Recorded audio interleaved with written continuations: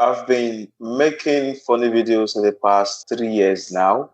I decided to do comedy just simply because I love acting. Comedy so far in Nigeria is very, very competitive now because if you come online, you will see that there are some other persons who are even far much more better than yourself. When you discover that, all you need to do is to work on yourself again and improve more. Yeah, I see Laugh Views comedy growing, becoming a big brand in the nearest future, which I and my team we've been working so hard to make sure that this brand becomes the talk of the day someday.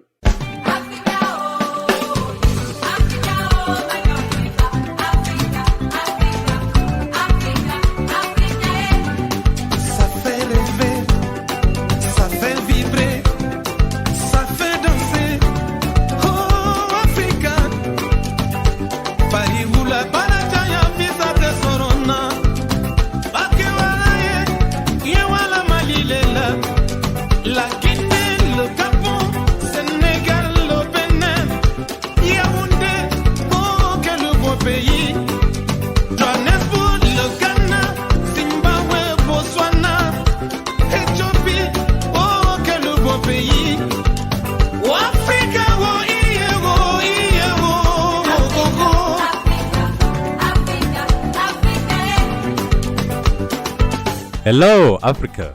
You're listening to 1000 African Voices. I'm your host, Onoruvie C, coming to you from our Johannesburg studios. 1000 African Voices is a program that profiles Africans of diverse cultures who have traveled and lived across the African continent and the world. In this series, we will collect and share stories from all parts of Africa. Welcome. 1000 African Voices. Hello, Africa, and welcome to yet another episode of 1000 African Voices. I'm your host, Onoruvie C, and today we're joined by a very special guest who will shortly introduce himself to the listeners of 1000 African Voices. Hello, Godswill. Hello. How are you? Africa. I'm fine, thank you. Thank you. Great. Can you just introduce yourself to our listeners? Just your full name and where you're from. All right. My name is Godswill Onoruvie, aka Brother Solomon, and I'm from Nigeria, Delta State to be precise. Oh, great. And what is it that you do? Yeah, I'm a comedian, a social media influencer. Basically, I make funny videos, and that's what I do. Yeah. Oh, nice. And how long have you been making funny videos, and perhaps why did you choose to go into that field? Yeah, I've been making funny videos in the past 3 years now. I decided to do comedy just simply because I love acting. Although I never had the opportunity to study acting, that is theater and media art in the university. And that's because my own father kicked against it. He said, he wants me to be a medical doctor. So I tried to study medicine, but I couldn't. Then I switched off to another course, banking. But along the line, to cut the whole story short, I ended up going back to the acting, which my father never wanted me to be. And today I'm an actor. I'm a comedian. And also he is also very much proud of me right now. I used to tell him, I'll say, Papa, you remember the other time you said you must not go into acting, you must be a medical doctor. So I do ask him now that, how do you feel now? Seeing that I had to achieve my own dreams more than the one you once had for me. So whenever I ask him such questions, he will just smile and say, well, as long as I'm happy with what I'm doing now, that there's no problem about that. Oh, lovely. In a way, you ended up in medicine because they do say laughter is the best medicine. So perhaps that one way or the other, you are living your father's dream. I've always wondered, we talk about the influence that our parents have and that most parents are against their kids doing maybe innovative things. And I then look at myself and I'm going to ask you the same question. And I wonder if my son or daughter was to come and say, I want to be an actor or a comedian. Yeah, I wonder if you and I will treat that differently. Do you have a view on that? If your child was to come to you at the age of 18 and say, I want to be a comedian, what would be your response, you think? Yeah, first, I think it is better for a child to do that which he or she has passion for. Well, I could have become a medical doctor, which if I had become, I wouldn't have been happy being a doctor. Am I correct? But Yeah. along the line, I'm happy now because I did what I've always wanted, or I'm doing what I've always wanted to do, which is being an actor. So, advice I would give to all parents or every parent out there is that whatever your child wants or feels like becoming in the nearest future, you should allow that child to, fulfill his dreams. Like me, I have a son. He's just 2 months old. I'm going to give him a close watch and find out what he would like or what he would like to do in his early stage. Then I will help groom him through that which he would like to do or which he would like to become in the near future. I wouldn't want to impose anything on him that he should do my will, just like my father almost imposed his will saying I should become a medical doctor. So by the time my child starts growing, I will take close look at him and find out that which makes him happy and encourage him on it. For example, if I discover that he loves football, then I will give him all the necessary support to make him become a footballer, which will automatically make him fulfill his dreams. Do you understand? So it's really not nice when parents impose certain things on children. They should. Do you know that a child becomes more successful in what he wants to be more than the one you want him to be? Parents, as a parent, we are supposed to guide the children. Do you understand? Yeah. Help them cross some path, but not imposing things on them. So I think, as far as I'm concerned, I'm not in the support of the idea of a mother or a father imposing some things on their children, like you must study this, or you must become a doctor, or you must become a lawyer, or you must become this or that. Just see what this child likes and help him grow in it. I think he will do better in it. Yeah.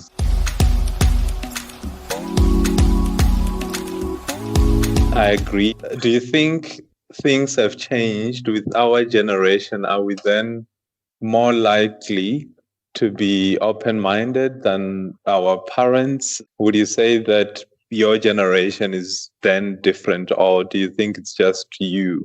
I just think it's just me. It's just what I just think or what I believe is right. So I really don't know. But I think if I'm to suggest or say anything about it, I think I would say maybe we should allow the children to follow the career or build a career path which they will find interesting. Do you know that thing you love doing, if you are given the chance to do it, you will do better in it?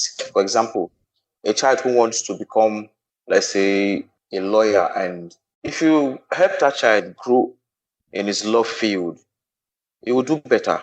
I don't know if although many people might still have a different opinion towards that. But as far as I'm concerned, I think that's what. Like that, yeah. No, I totally agree. All right, Godswill, let's maybe go back to the work that you do. You mentioned that you produce, I suppose most of your videos are on YouTube. So for the listeners that will want to access your content, how do I find the material that you produce as a listener or a typical subscriber on your platform? All right, thank you very much. I have almost all the social media platforms. That is, I'm on Instagram, I'm on Facebook, I'm on YouTube, Twitter. Yeah. So my Instagram handle is Laugh Pills Comedy, spelled LAUGHPILLS Comedy. I use the same name virtually on all my social media platforms. On YouTube is Laugh Pills Comedy. On Facebook is Laugh Pills Comedy. On Twitter too is Laugh Pills Comedy. Yes. Okay. Oh, great. Laugh Pills. I'm just going to spell it for our listeners. So it's your normal Laugh, L-A-U-G-H, UDH, Pills, yeah. P-I-L-L-S. P-I-L-L-S, and comedy. Comedy. Why did you call it that? What is behind the name? Is it going back to what your father wanted you to do? Why Laugh Pills Comedy? Yeah, most times people go for pills to relax themselves. Do you understand? There are pills that take some pills. You'll be able to rest well. Do you understand? Probably sleep fine. So I just looked around and I was looking for an appropriate name to use. So something just came to my mind that I should use pills. That pills is a supplement people take. So I had to come up with that. Okay, if I should make funny videos, probably if most of these guys are not happy, probably they are depressed. If they watch this video and they find it funny, they might just end up laughing and forgetting whatever the cause of their depression or their problem is. Do you understand? So that's how I came up with the name Pill. So I was asking my content as a pills to people out there who needs it, just to relax their mind and ease off their stress. So I think that was how I came up with the name Laugh Pills.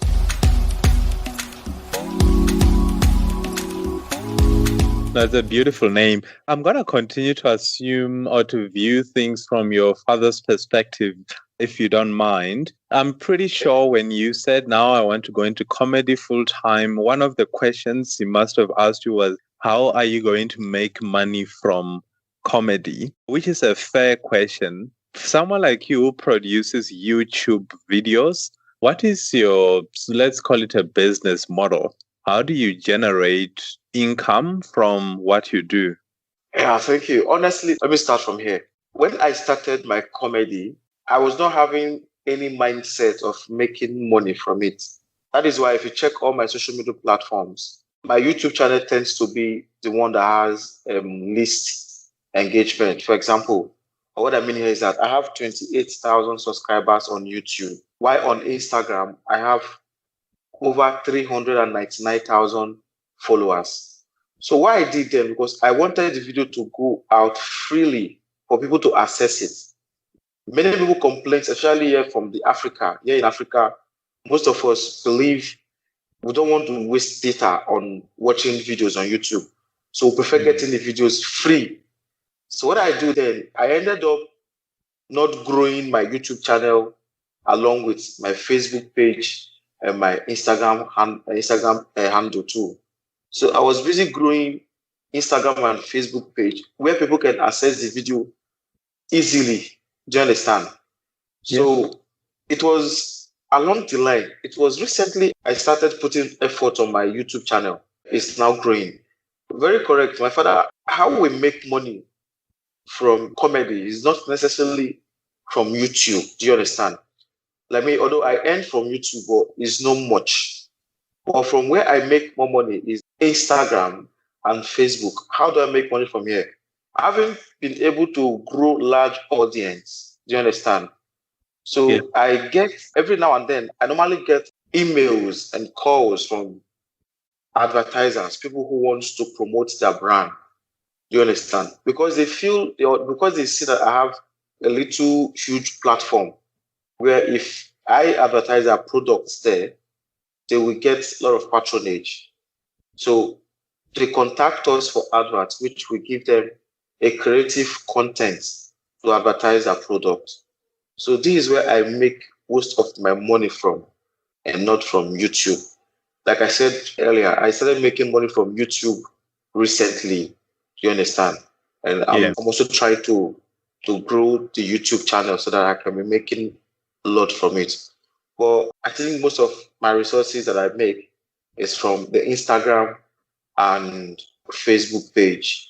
And that's because when they come to my page, they will see that I have traffic on my page. So they want to advertise with me. So that's where I really make little of my resources from. for the now. Yeah. Yeah. No, and thank you for answering that question. And I like asking that question because on this show, we're trying to promote Africans venture into different sectors, Yeah. different fields. So there'll be young people listening to this episode thinking, oh, how does he make money from YouTube, Facebook? So it really helps us and the listeners to understand the different models that people use, especially in 2019, where you can craft a full career online, whereas 15, 20 years ago, that was unthinkable. Which may explain why our parents still struggle to understand how you can make money on the digital space. All right, Godswill, no, thank you, as I said, for that. And the Nigerian comedy scene, I know that in Southern Africa, there are a few very famous or popular Nigerian comedians. How is the comedic scene in Nigeria? Is it a big industry with lots of players? Or are you finding that perhaps it's still in its early stages? What's your assessment of the comedy scene up there? My assessment so far on the comedy scenes here in Nigeria is I can say that it has been awesome. Every day we see different people springing up who are very, very creative. Do you understand? So I think to some extent, I think the comedy scene in Nigeria is large. Do you understand? If you come on Instagram, you will see different people, different comedians whose contents are fantastic. Do you understand? And recently, taking statistics, I think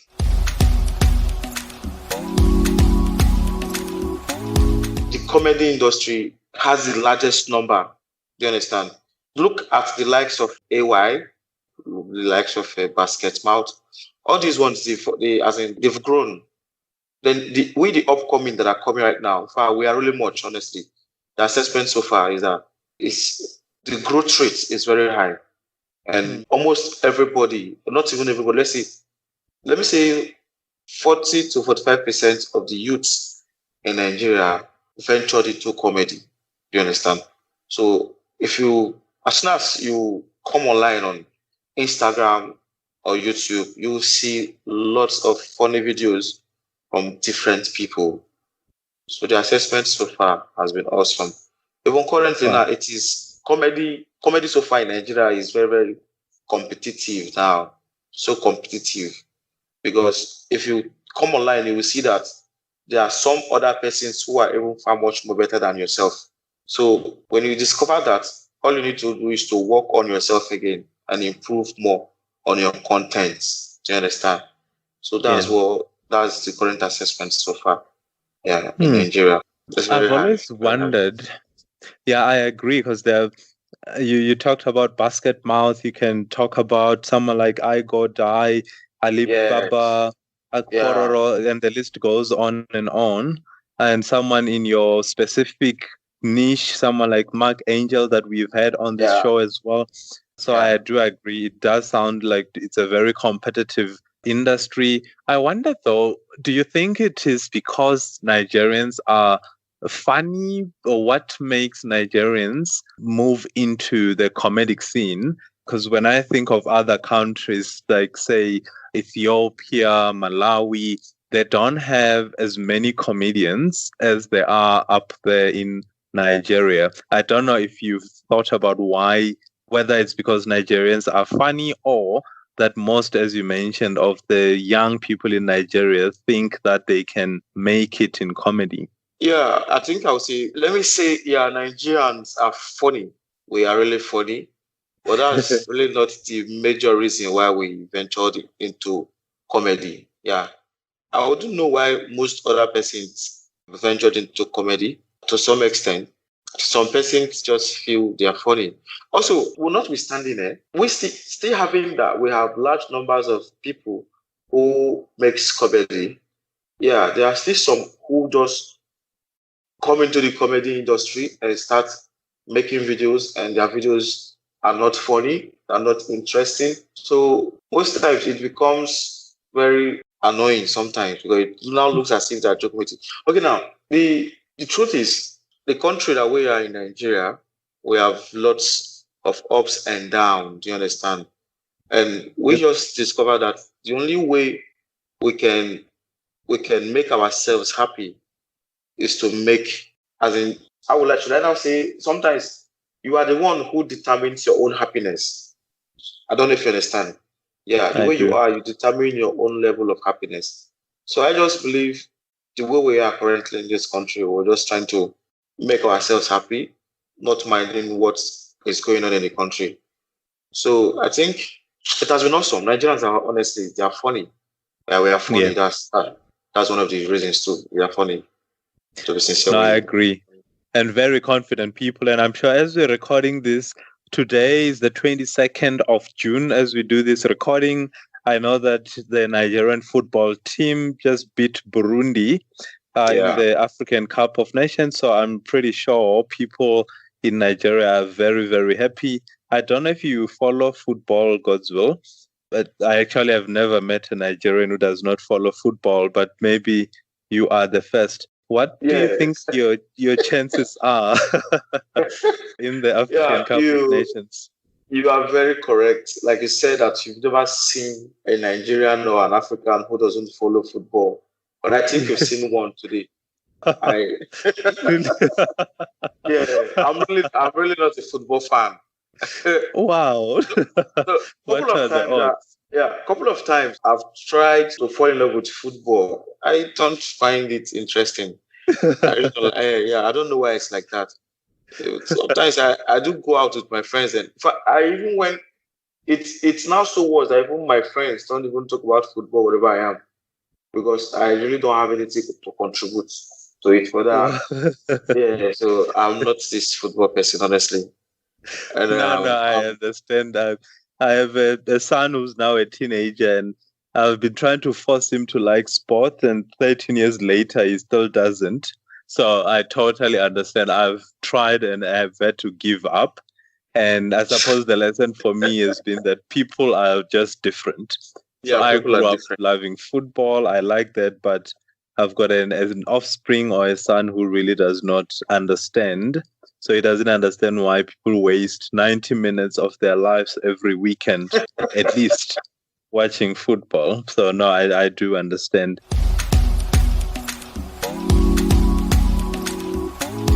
All right, I'm sort of wondering, so it's 2019.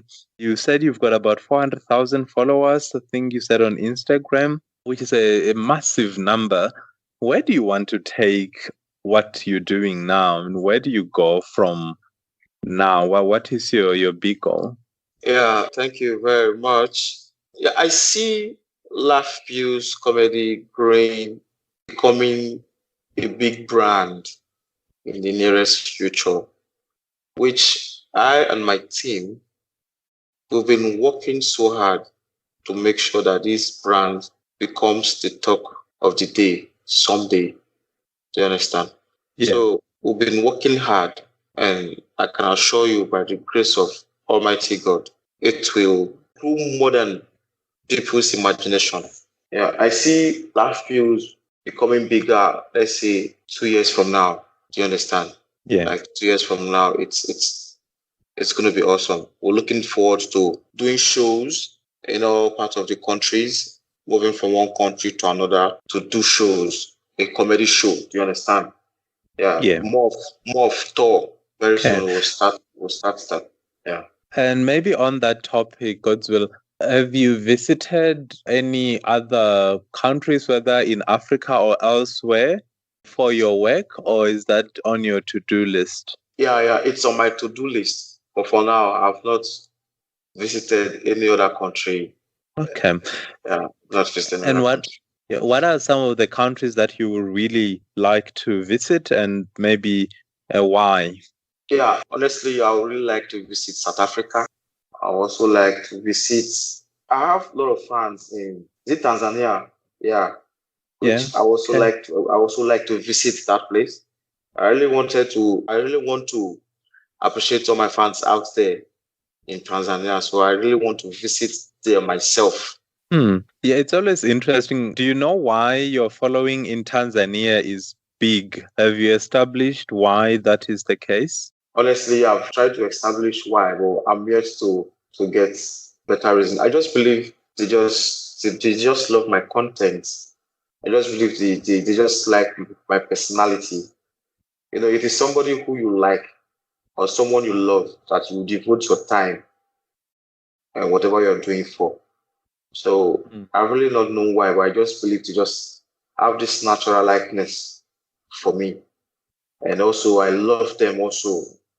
And not just them, I love all my fans worldwide, to be honest with you. Yeah, I really want to visit South Africa and Tanzania and also other countries too. But it Yeah, might do, Tanzania is please. great. Yeah, Yeah, no, I wanted to say Tanzania, Dar es Salaam, it's a beautiful country. It's one of my favorite destinations. And the reason I was asking if you maybe understand the reasons why you're big in Tanzania is, as someone whose business depends on growth, it will be great to understand why specifically in Tanzania, so that if you understand that, then you can maybe replicate that. For instance, 1000 African Voices, for whatever reason, is followed primarily in Kenya, which then forced us as the production team on 1000 African Voices to make the trip to Kenya to try and go and understand why 1000 African Voices is so popular there. And it was quite clear when we got to Nairobi that first, the cost of data is much lower than in most countries.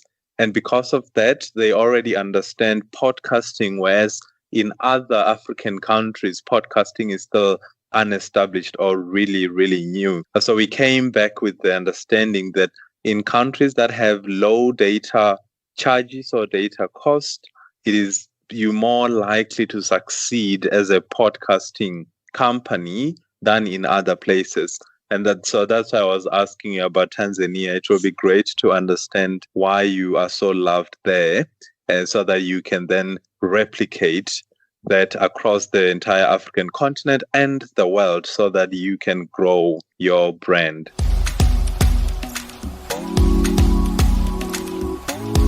You spoke about your team. I understand or assume then that it's not only a one-man show, but you've got different people who support you. Can you maybe just talk us through your production process? So when you're making a video, how many people, more or less, are involved in that process? yeah. The number of people that I will use in my videos is dependent on the concept. I mean, the concept, the storyline. Sometimes I might end up having a storyline or come up with a storyline that will just require only me. Do you understand? Yeah, Yeah. so that's what I do. So the number of persons I use in a video is determined by the concept that I will be shooting. Yes. And I've Okay. worked with a lot of people too as well. Yeah, so it's dependent on the storyline, the concept that I want to shoot for that period. Okay. In terms of your production team, is it all done in-house? We have the cinematographer, the one that shoots and edits the video. I'm the writer, but we have somebody who is our team member, edits the video. Yeah. Ah, cool. All right. I mean, we're about to wrap up now, Godswill. Are there things that you want to say to our listeners? What should people look out for? Do you have any messages that our listeners should be aware of? Yeah. Thank you very much, my listeners out there. I want to thank 1000 African Voices. What I really want to say here is that as an individual, whatever you are doing, you have to do it well with all sincerity. And never be discouraged in whatever you're doing, because if you start something new, it is not expected that it will grow overnight. It takes time. So just put in your effort and don't give up. You understand? And also, always go for that which makes you happy, because that is where your hidden treasure is. Yeah. Something you can do, even if you don't even if you are not being paid for doing it. But at the end, after doing it, you make a lot of people happy. Then keep doing that thing. That is where you will get your, how will I put it, your blessings from. Yeah. Like when I started my comedy, I never believed it will grow one day to the extent that even 1,000 African voices will even recognize that somebody like me exists and call me for an online interview. Do you understand? So Yeah. I'm trying to say is this: whatever you are doing in life, just keep doing it well and make sure it's what makes you happy. I think that's what I have to say. Yeah. I really like that. Whatever you do, make sure you do it with sincerity. Ensure that there's passion behind what you are doing. Exactly. Passion first. I like that. Yeah, passion first. You know, I'll share a story with you just before we end. When we were thinking of starting a show that connects Africa, 1,000 African Voices, I remember setting up different meetings with people who were already producing podcasts on African content. But the one that really stood out for me that I remember every time I have to do an episode is where the producer and host of a show called African Tech Roundup said any person can produce a podcast, but it's only those that are consistent in their production that are likely to succeed. So that's you true. Can do 10 episodes and quit, and someone else can do 100 episodes, 200, 300, and you build your brand over time, which is the message that I think you are conveying to us, that you have to build the brand one step at a time and remain consistent. Yeah? That's it. Yeah. Godswill, it's really been a pleasure talking to you on 1,000 African Voices, where we are attempting to record and share 1,000 African voices. Probably 15% of our voices come from Nigeria for a reason, because we love Nigeria. It's vibrant people, funny people, soccer-loving, mad nation. It's any superlative that you can use. Nigerians have that. And that is why on this show, we absolutely love people of Nigeria. So thank you for agreeing to be a part of this show and adding to our voices. Now the listeners of 1,000 African Voices will know your name. And 2-3 years from now, when we call you again, I do hope that your brand will have multiplied 10 times. Thank you very much. Amen. It's all about the grace of God. There's one thing I would like you to do. You shouldn't forget that whatever we do, we should always put God first. Yeah, so by the grace of God, everything will take better shape. And 2 years from now, by the grace of God, the brand will grow bigger than what it is now. Thank you very much for having me.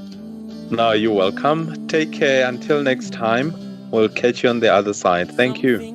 All right. Thank you very much. Thank you. Cheers. Bye. Yeah, cheers. Good night. 1,000 African Voices. You've been listening to 1,000 African Voices. Please join us next time as we bring you yet another African voice. 1,000 African Voices is produced by Aburengwi C.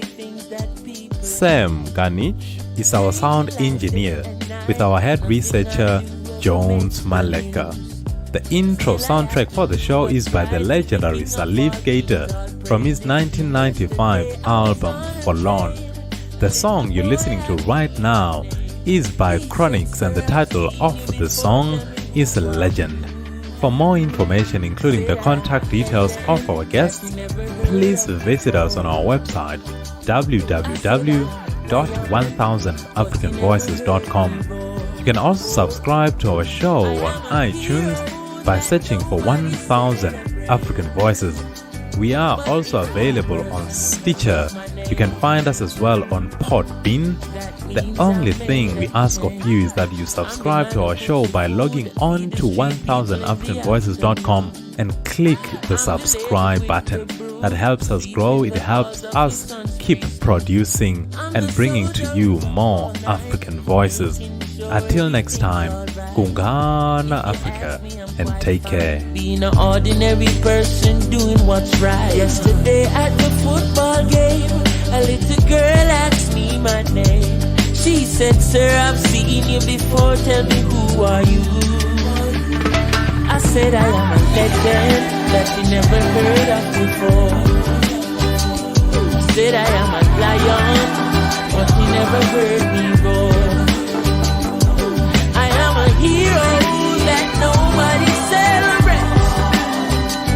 But if one person remembers my name, that means on the ocean of fame I'm an unknown sailor.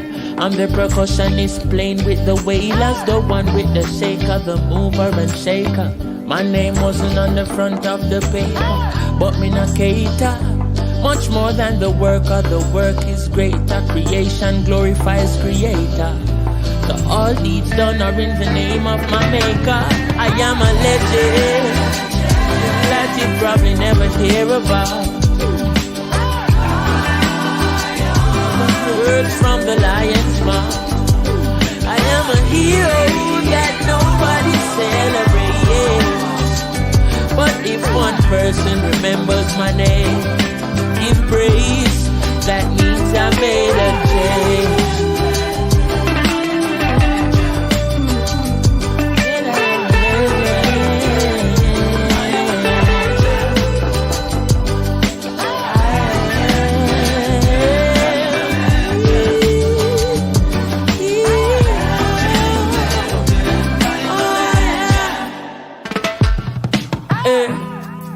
Story of my life, ordinary person just like you.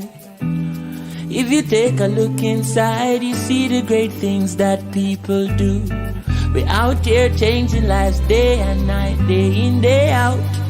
BBC don't show it, CNN don't show it,